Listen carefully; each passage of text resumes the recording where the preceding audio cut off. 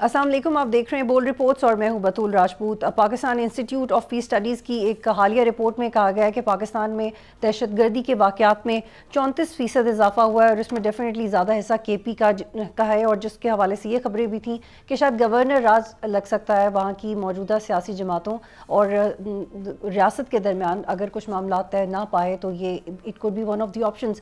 اس لیے بہت ضروری ہے کہ وہاں کے اہم سیاسی اسٹیک ہولڈر سے بات کی جائے۔ سینیٹر احمد ولی خان صاحب میرے ساتھ موجود ہیں، صدر عوامی نیشنل پارٹی ہیں۔ بہت شکریہ احمد صاحب، آپ سے دیگر سیاسی معاملات پہ بھی بات کریں گے۔ خان عبدالوری خان سے لے کے آپ کی جماعت کے تمام سینئر رہنماؤں کا موقف رہا ہے کہ سیاسی مسائل کا حل ہمیشہ بات چیت سے نکلتا ہے۔ اس وقت جس طرح کا سیاسی ماحول بن چکا ہے، اپوزیشن حکومت دونوں ایک ریجڈ پوزیشن اختیار کیے ہوئے ہیں، کوئی خاص فلیکسیبلٹی نہیں دکھائی جا رہی، مذاکرات کی بات ہوتی تو ہے لیکن کوئی خاص اونرشپ نہیں لی جاتی، کیا کرنا چاہیے؟ شکریہ بی بی، بہت سنجیدہ مسئلے کی طرف آپ نے ماحول لے کر آئی ہیں، اور میں سمجھتا ہوں کہ ہمارے پختونوں کا بالخصوص اور بالعموم پاکستان کا یہ ایک بہت بنیادی مسئلہ ہے، اور یہ مسئلہ بھی اگر دیکھیں تو ہم نے خود بنایا ہوا ہے، اپنے ہاتھ کا اگا ہوا ایک پودا ہے جو آج ہمیں کھا رہا ہے، اور آج بھی ہم کلیئر نہیں ہیں کہ ہم نے ان کے ساتھ کیا کرنا ہے بطور ریاست۔ جہاں تک بھی بات چیت کی بات ہے، میں سمجھتا ہوں کہ بات چیت ہو سکتی ہے سیاستدان سے، جمہوری لوگوں سے، جو بات چیت کے قائل ہوں ان سے بات ہو سکتی ہے۔ دہشت گرد سے تو آپ کیا بات کریں گے؟ دہشت گرد کے خلاف تو کارروائی ہوتی ہے۔ میں یہ سمجھتا ہوں کہ آج خدا نخواستہ میں بندوق اٹھاؤں اور میں کھلے عام لوگوں کو مارنا شروع کروں تو ریاست تو میرے خلاف کارروائی کرے گی۔ یہ تو نہیں کہ بیٹھ کے میرے ساتھ مذاکرات کرے گی، یہ تو کمزور ریاست کی نشانی ہوتی ہے۔ اور پھر میں مانتا ہوں کہ ہمارے اکابرین بالکل ان باتوں پہ یقین رکھتے تھے کہ ڈائلاگز ہونے چاہیے اور یہ سب کچھ، لیکن یہ ایکسٹریمسٹ ہیں، ان کے ساتھ ڈائلاگز ہم نے دیکھے 2008 میں ان کے ساتھ ڈائلاگز کیے، ہم جب صوفی محمد کے ساتھ ہم نے ڈائلاگز کیے، اور ہم نظام عدل لے کر آئے، ملکھنڈ میں آج بھی وہی نظام عدل چل رہا ہے، ہم لے کر آئے، لیکن باوجود اس کے انہوں نے اس بات چیت کی کوئی عزت نہیں رکھی، اور 1 ماہ کے اندر کے 2 ماہ کے اندر درجنوں اسکول تباہ ہو گئے، تو پھر ہم نے آپریشن بھی کیا۔ سوال یہ کہ کیا پی ٹی آئی کے ساتھ جو ماحول ہے اس کو کیسے کام ڈاؤن کیا جا سکتا ہے؟ بی بی میں تو سمجھتا ہوں کہ یہ تو گند ہے، اس گند کو تو ختم کرے تو بہتر ہے۔ یہ گند پاکستان کی جمہوریت اور پاکستان کی سیاست پہ 12 سال سے ہمارے پختونخوا پہ یہ گند نافذ ہے، اور عجیب ہماری قسمت ہے کہ جو چیزیں پاکستان میں بین ہوتی ہے وہ پختونخوا میں ان کو اجازت ہے، تو ٹی ٹی پی بھی ادھر کھلا ہے، پی ٹی آئی بھی ادھر کھلا ہے، اور یہ ایک ہی چیز ہے۔ لیکن احمد ولی خان صاحب، آپ بڑی ذمہ دار پوزیشن پہ ہیں، آپ کا کہا ہوا بہت اہمیت رکھتا ہے، لیکن پی ٹی آئی کا ایک بڑا ووٹ بینک ہے۔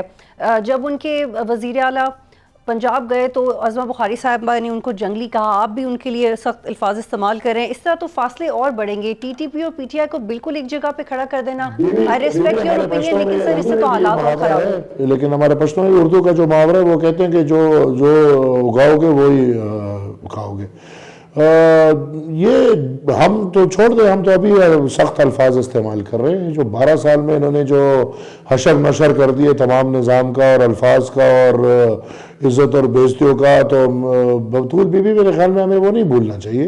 اور دوسری بات رہی جہاں تک ان کی ووٹ بینک کی، تو یہ میڈیا والے بھی عجیب کام کرتے ہیں، ایک طرف 45 اور 47 کی بات کرتے ہیں، ایک طرف کہتے ہیں کہ نہیں دھاندلی ہوئی ہے، الیکشن جو ہے یہ۔ لیکن سینیٹر صاحب، آپ جو بات کہہ رہے ہیں وہ اپنی جگہ، لیکن ریسنٹلی شہباز شریف نے مذاکرات کی دعوت دی، آپ کہہ رہے ہیں کہ سیاسی گند ہے، اس کو ختم ہونا چاہیے، تو آپ ہی کا اپنا وزیر اعظم اسی سیاسی گند کو جو آپ کہہ رہے ہیں ان کو مذاکرات کی دعوت دے رہا ہے، یہ تو یہ بہت زیادہ تضاد ہے۔ وہ شہباز صاحب کریں، بالکل کریں، لیکن یہ مارک مائی ورڈز نہ یہ بیٹھنے کے قابل ہیں، نہ بیٹھیں گے اور نہ بات کریں گے۔ تو یہ جو نیشنل کمیٹی بنی ہے یا جو بیسٹ غور کوششیں کر رہے ہیں، آپ کو لگتا ہے کہ اس کا کوئی فائدہ نہیں ہوگا؟ آپ دیکھتے جائیں بی بی، دیکھتے جائیں۔ لیکن سینیٹر صاحب، یو ساؤنڈ کوائٹ ڈسپوائنٹڈ، آپ سینئر سیاستدان ہیں، آپ کو تو راستہ نکالنا چاہیے۔ Obviously I am disappointed because ہم راستے نکالنے والے تو نہیں ہیں نا۔ اب پی ٹی آئی کو الگ رکھے، I am not disappointed because of that. I am disappointed because what my nation is going through. یہ جو دہشت گردی ہے یہ اس کو کون لے کر آیا؟ یہ 40,000 لوگوں کو ادھر کون لے کر آیا؟ ادھر ان کو کس نے سیٹل کیا؟ ان کے دفاتروں کا ڈیمانڈ کس نے کیا؟ ان کو مین سٹریم کرنے کے لیے بات کس نے کی؟ تو وہ سب کچھ تو مجھے ڈسپوائنٹ کرے گا نا۔ آج ادھر ہمیں ایک نئی جنگ میں آپ دھکیلا جا رہا ہے۔ اس سے پہلے کہ ہمیں نئی جنگ میں دھکیلیں، اس سے پہلے کہ اب قوم کو اور طالب کو، دہشت گرد کو ایک دوسرے کے سامنے لڑائیں، کم سے کم ان کے خلاف تو کوئی کارروائی کریں نا، جو 40,000 لوگوں کو لے کر آ کے یہاں پہ ریسیٹل کیا ہے۔ ان کے خلاف کوئی بات نہیں ہوگی، ان کے خلاف کوئی کارروائی نہیں ہوگی، بس انہوں نے لا کے ریسیٹل کر دیا، اب بھول جاؤ۔ اب ان کے خلاف امن کمیٹیاں بناؤ تاکہ امن کمیٹی اور طالب آپس میں لڑے تو پختون بس لڑتے ہی رہیں گے۔ اور ٹھیک، تھوڑا سا آگے بڑھتے ہیں۔ سینیٹر صاحب یہ بتائیے گا، گورنمنٹ ملاقات نہیں کرواتی ہے پی ٹی آئی کے لوگوں کی، پی ٹی آئی کے اندر کے لوگ کہتے ہیں کہ ٹھیک ہے ملاقاتیں مت کروائیں، لیکن ہمارے وہ سینئر سیاستدان جو پولیٹیکل بات کریں گے پولیٹیکل حل کے لیے، تو اس کا اب کیا کرنا چاہیے؟ یہ تو ایک جائز ڈیمانڈ ہے، جیسے کچھ پی ٹی آئی کے سینئر وزراء کہتے ہیں کہ بالکل میں مانتا ہوں ہر قیدی کا حق ہے ملاقات، اس کے خاندان کا، اس کے وکیل کا، اس کے یار دوست کا۔ ہمارے جیل مینول میں جو طریقہ کار ہے ہر قیدی کا حق ہے، اور اگر حکومت یہ حق نہیں دے رہی تو حکومت غلط کر رہی ہے۔ تو یہ تو میں مسلم لیگ والوں کے منہ پہ کہتا ہوں کہ کل پھر آپ کے ساتھ یہی حرکتیں ہوں گی، جو آپ کرو گے یہی کل آپ کے ساتھ ہوں گی۔ ہم الحمدللہ وہ لوگ نہیں ہیں جو حکومتوں میں بیٹھے ہیں یا راجداری کے ان کوریڈورز میں ہم گھومے پھرے، لیکن یہ لوگ جو حکومت میں بیٹھتے ہیں اور نکلتے ہیں یہ انہی کے لیے مسائل ہوں گے، اور میرے خیال میں نہیں ہونا چاہیے۔ اور جس طرف آپ اشارہ کر رہے ہیں، جمہوریت کی جو بیڑا غرق پی ٹی آئی نہیں تو کیا، لیکن ابھی والے رجیم نے تو اس کا جنازہ ہی بالکل نکال دیا، اس کو اوپر بالکل کیل ٹھوک دیے، مور لگا دیے۔ اور فیئر انف۔ سینیٹر صاحب ماضی میں آپ کی جماعت کے اوپر بھی ریاست مخالف ہونے کا الزام لگا، آلدو پی ٹی آئی پہ جو الزام لگتا ہے وہ اس کی انٹینسٹی ڈومیسٹک پولیٹکس کے لحاظ سے تھوڑی بڑھ جاتی ہے۔ آپ لوگوں نے ایسی کارروائیاں نہیں کی جس میں پی ٹی آئی براہ راست ملوث رہی ہے، اور یہ کوئی بحث کرنے کی بات نہیں ہے، لیکن اس کے باوجود آپ کو لگتا ہے کہ کسی سیاسی جماعت پہ پابندی لگنی چاہیے؟ آپ کا تو نام بھی نہیں لو، آپ پھر بھی سیاسی جماعتوں میں آپ جائزہ لیں نا، تقابلی جائزہ لیں، تو وہ جماعت جو بنائی انہوں نے ہے تو ختم بھی یہ لوگ کر لیں گے، لیکن وہ جماعت جو انہوں نے بنائی نہیں ہے، جو بنی ہی ضد پہ ہے، جو بنی ہی مظلوم کی آواز پہ ہے، جو مظلوموں نے ہی بنائی ہے، وہ پارٹیاں کبھی آپ ختم۔ یہ پی ٹی آئی کاف لیگ کل تھا، آج میرے خیال میں کاف لیگ کا نام و نشان نہیں ہے۔ پی ٹی آئی 10-12 سال پاکستان پہ راج کیا، 5-6 سال بعد پی ٹی آئی کا نام ہوگا نہیں ہوگا کسی کو پتہ نہیں، لیکن انشاءاللہ عوامی نیشنل پارٹی یا خدائی خدمتگار تحریک یہ وہ ہے جو نیچرلی ابھر کے آئی ہے۔ اور بھی پاکستان میں دیکھیں سیاست جمہوریت کا تقاضا لیں تو 2 راستے ہیں آپ کے پاس، یا آپ ریاست اور ریاستی طاقتور لوگوں کے صف میں کھڑے ہو کے جمہوریت کریں گے، یا آپ عوام اور مظلوم ان کے صف میں کھڑے ہو کے آپ جمہوریت کریں گے۔ تو انشاءاللہ اگر اس طرح ہے تو ہم ساری زندگی پھر غیر ریاستی پارٹی ہے اور عوام کی پارٹی، اور انشاءاللہ ہماری جو لڑائی ہے وہ ایسی نہیں ہے کہ کوئی ریاست کے خلاف ہے، نہیں، ریاست کے اندر اس طاقت کے خلاف ہے جو عوام کا ہونا چاہیے، نہ کہ طاقتور طبقے۔ لیکن ایم ولی خان صاحب، آپ کی اپنی پارٹی نے اتنی قربانیاں دی ہیں، اتنی شہادتیں ہوئی ہیں، پورے کے پورے خاندان قربان ہوئے ہیں اور سب اس کی رسپیکٹ بھی کرتے ہیں، لیکن آپ جو سٹانس لیتے ہیں ایز اے پولیٹیشین، آپ کو نہیں لگتا کہ آپ کو اپنی کولیگ سیاسی جماعتوں کو ساتھ مل کے کوئی نیا راستہ نکالنا چاہیے؟ کیونکہ اس طرح تو آپ لوگ مستقل ایک دوسرے کے خلاف کھڑے ہوتے رہیں گے۔ اگر ٹی ٹی پی کے یہاں پہ ماحول ایسے بنا ہے کہ لوگ، ہم دہشت کے خلاف کھڑے ہوتے ہیں اور لوگ دہشت کو سپورٹ کرتے ہیں، وہ ہمارے ساتھ چلنے کو کیسے تیار ہوں گے؟ اس ماحول میں بھی جب پی ٹی آئی کی حکومت نے باقاعدہ ان مدارس کو سرکاری چندے دیے ہیں جو مدارس دہشت گردی کی پیداوار ہیں، تو اس ماحول میں obviously مشکل ہے۔ اور آپ کی بات بالکل ٹھیک ہے کہ ہمیں کم سے کم منیمم پوائنٹس پہ ایک سب کو اکٹھا ہو کے یہ کام کرنا چاہیے، لیکن ابھی جو جتنی فار اپارٹ یہ سب چلے گئے ہیں، مجھے نہیں لگتا کہ اس وقت کوئی ان کا واپس آ کے ایک دوسرے کے ساتھ بیٹھنا یا کوئی ایسا ماحول، بلکہ یہ تو ایکسٹریم پہ ماحول چلا گیا ہے۔ ابھی تو میں سمجھتا ہوں کہ out of the two one has to go, ایسا کوئی راستہ نہیں ہے کہ دونوں بچیں گے، نہیں، ایک جائے گا. تو اب دیکھو کیا ہوتا ہے آگے. اور پھر کے پی کا سسٹم بھی تبدیل ہو سکتا ہے, گورنر راج لگ سکتا ہے, آپ کی پارٹی کے امیر حیدر خان کا نام بھی آتا ہے. نہیں, I'll never support Governor Raj or the system change.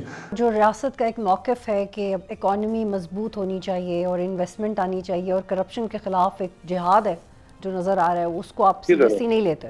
Corruption کے خلاف جہاد کدھر ہے؟ پرویز خٹک کدھر بیٹھے, محمود خان کدھر بیٹھے, علی امین گنڈاپور کدھر بیٹھے, پی ٹی آئی کے جو سارے جو پچھلے 12 سال میں جو کرپشن کے اربوں کے چور ہیں کدھر بیٹھے ہیں؟ عجیب بات ہے. کوئی بس یہ صرف بیانی کی حد تک ہی ہے.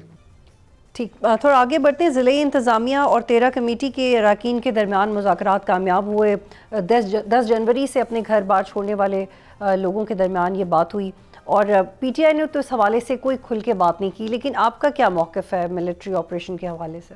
دیکھیں, ملٹری آپریشن ٹارگیٹڈ آپریشن ہونا چاہیے, اور میں سمجھتا ہوں کہ پختون قوم بیزار ہو چکی ہے ان چیزوں سے.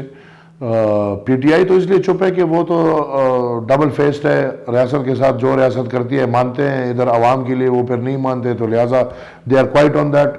میں یہ سمجھتا ہوں کہ دہشت گردی کے لیے نو کمپرومائز, زیرو کمپرومائز, لیکن اس کے ساتھ ساتھ کولیٹرل ڈیمیج کا بھی کوئی چانس نہیں.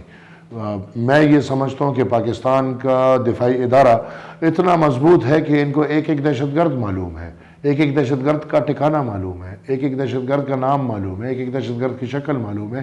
آپ کو صرف لگتا ہے کہ اسٹریٹجی تبدیل ہونی چاہیے, ویسی نہیں ہونی چاہیے جیسے 2009 میں تھی جب آپریشن ہوا تھا اور آپ کی گورنمنٹ تھی؟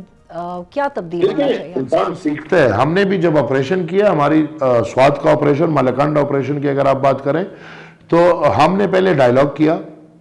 ڈائلاگ کے بعد جب وہ کامیاب نہیں ہوا تو ہم نے آپریشن کیا. 3 مہینے کے اندر اندر ہم نے آپریشن کامیاب کیا. ہم نے سوات کو کلیئر کرایا, اور 3 مہینے کے اندر اندر تمام تر آئی ڈی پیز واپس جا کے اپنے علاقوں میں رہنے لگے. سہیل آفریدی جو ہیں وہ ابھی بھی 9 تاریخ کو کراچی جا رہے ہیں, اس سے پہلے وہ لاہور میں تھے, تو وہ بہت زیادہ مصروف ہو گئے ہیں ان سیاسی سرگرمیوں میں جو بظاہر ان کو پروفیشنلی سوٹ نہیں کرتی جب ان کے اپنے صوبے کی یہ حالت ہو. لیکن عمران خان کی رہائی اور احتجاج کی ذمہ داری بھی انہی کے کندھوں پہ ہے. تو اگر for some reason he could not contribute to any of the change, تو پھر یہ آپریشن کے راستے میں ایک رکاوٹ بن سکتا ہے پی ٹی آئی کا یہ رویہ؟ پی ٹی آئی کا کوئی رویہ آپریشن کے راستے میں کوئی رکاوٹ نہیں. وہ تو ان کے یہ جو ابھی جو باہر پی ٹی آئی ہے, یہ تو سب ان کے اپنے لوگ ہیں, یہ ان کو تو انہوں نے کامیاب کرایا ہے.